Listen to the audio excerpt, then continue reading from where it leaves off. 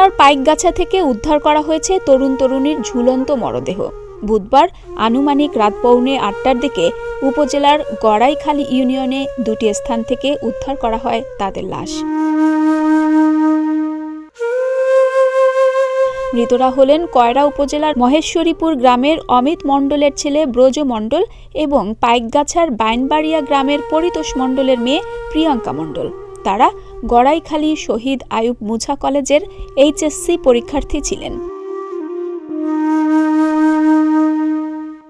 স্থানীয়রা জানান, প্রিয়াঙ্কার পরীক্ষা চলাকালীন অবস্থায় পারিবারিকভাবে তার বিয়ে ঠিক করা হয়। বৃহস্পতিবার 4 জুলাই বিয়ের কথা ছিল। বিয়েতে প্রিয়াঙ্কার সম্মতি না থাকায় পরিবারের পক্ষ থেকে চাপ দেওয়া হয়। পরে বিষয়টি প্রেমিক ব্রজকে জানান তিনি। কোনো উপায় না পেয়ে দুজনেই আত্মহত্যার পথ বেছে নেন।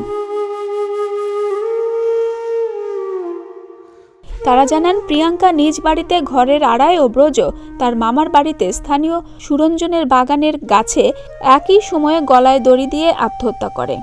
ব্রজ হোগলারচর গ্রামে মামা জিতেন্দ্রনাথ মণ্ডলের বাড়িতে থেকে পড়ালেখা করতেন। পাইকগাছা থানার ভারপ্রাপ্ত কর্মকর্তা মোহাম্মদ ওবায়দুর রহমান জানান, পুলিশ ঘটনাস্থলে গিয়ে তৈরি করছে মরদেহ দুটির সুরথাল রিপোর্ট। থানায় অপমৃত্যুর মামলা হয়েছে, মরদেহ মর্গে পাঠানো হয়েছে। ডেস্ক রিপোর্ট, প্রতিদিনের বাংলাদেশ।